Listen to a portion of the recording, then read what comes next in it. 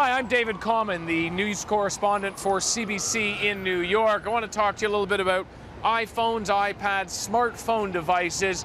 We got a whole video to show you, but we got our start with these in Egypt just as the Arab Spring was starting. There was an uprising. We got shot out the door, and we were amazed at the quality of photos and video and the audio on that video we were getting even without wearing a mic. And so it got us thinking about all the other things that you can do. Why don't you come on the road with us and take a look? Make ready. So we're here at a reenactment of the War of 1812, and this is a great opportunity for pictures, simple photos. The iPhone, a lot of other smartphones, great for that, just with the onboard camera app. Others will have Instagram that they'll use directly to Twitter. That's also very useful, but just to be basic about it, you've got the camera. You come in, get a nice quick shot, and boom. It's as simple as going in, sending it, popping it back in your pocket, and forgetting about the phone while it's sending, while it's working. If you have a 3G connection or something even better than that, it's going to go that much faster. And consider the kind of connection you've got. We're out here in rural Ohio, so I might use one of 4 different settings, probably one of the lower resolutions for the picture. It's going to give you a choice of the real one that could be about 2 megabytes or something lesser than that. I'd usually go for about medium or large. Now, that's one option, but think about all the great sound you've got here. This would be a good opportunity to do something very simple. You're thinking about your noon newscast for your local radio, you're thinking about something else, you don't have the time to go back to the office. Well, it's as simple as attaching this regular mic to a cable. Cable you can invent yourself or costs about $5 online. And I use a little app called Hindenburg. Go right in and I can record. I'm going to select a new track, new session, and I'll record. Blah, blah, blah, blah, blah, blah, blah, blah, blah. David Common, CBC News near Toledo, Ohio. Just get in there, stop it, and you know what? It's really simple. I'm going to go in there. I change the name to, I'll call it 1812. Done. And now share. Upload to FTP.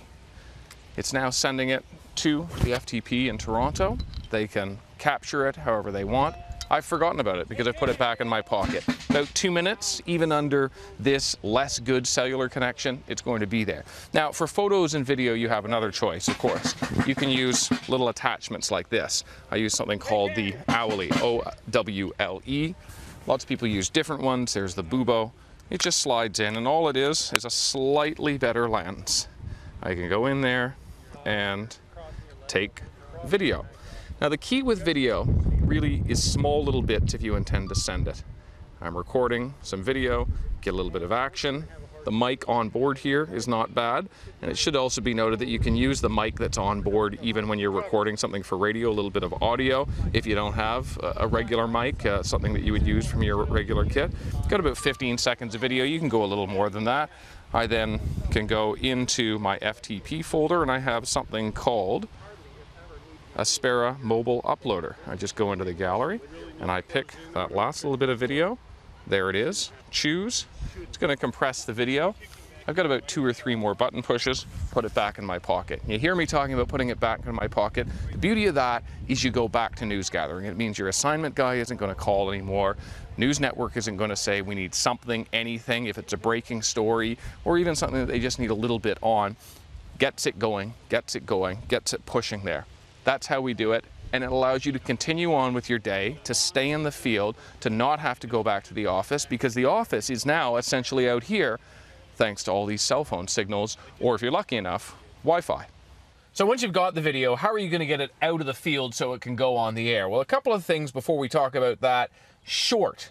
That's the key word here. You really want to have just a short bit of video because the longer it is, the longer it takes to send back to the station, the longer it takes to populate onto something like DTV. So the shorter the better. If it's just a 2-minute clip, it's going to be a lot faster than anything else. Think about that when you're filming. Think about it also when you're sending. You can use a program like iMovie to actually shorten down what you filmed. But it's better if you can, and simpler for you, if you can just shoot quick little bursts. And that's really all we're talking about, is getting quick little bursts or a rant. So how do you do it? Well, on here, I go to something called the Aspera Mobile Uploader. Go to the gallery, go to the last thing that I shot. Boom, there it is. Choose. It's going to compress the video. I'm going to give it a name, and then I'm going to upload. Okay, and away we go.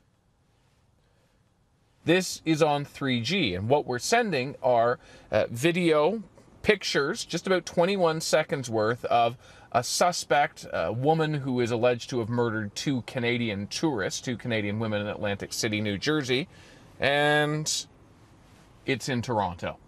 Simple as that. In the meantime, I could have put it back in my pocket, been back to news gathering. It's as easy as that. Now, what happens once I send it? I have no idea. But we do know someone who does know, and that's Angelique Chilican. Once the Aspera mobile upload is complete, it will land in the Aspera server. At that point, Flip Factory, which is the product that we use to automate our file-based workflows, will begin transcoding the file. Transcoding is the process of converting one video format to another. So in this case, the iPhone will create an HD QuickTime movie file, which is then to be converted to an Avid-friendly format that we use here at the CBC. So I can see that the file is being flipped as we speak, and once that flipping process is complete, it will be delivered to the DTV server, which can be found by navigating to the incoming media folder under Flip Factory. And if the user sent it as Video HD, it will be found in the Video HD folder. If the user sent it as Video SD, it will be found in the Video SD folder in an SD format. If you click on the Video HD folder, you will be able to see by creation date that the file that he sent will be at the very top of the list. You can also search by doing a media search and typing in the slug. Apart from taking photos and recording audio and recording and sending video, all great things, the capability of these things really grows as the number of apps do. You think about Scanner 911, that's a scanner app. You go out, you're trying to figure out what's happening at a news story and there's police running everywhere. Well, you simply come in here and you can lock on. This is the Toronto Police. Not saying much right now, but it does exist. They'll pop in there periodically, and you can essentially listen to what's going on, that just with a 3G connection. You're going out on the road and you can't remember a really long rant you've got to do, or you're an anchor and you're going out on a road show. You know, they've got prompter apps. It's something that's pretty straightforward. This was us down in Miami, able to read, Lord of Cross Harbor won't be pleased by this.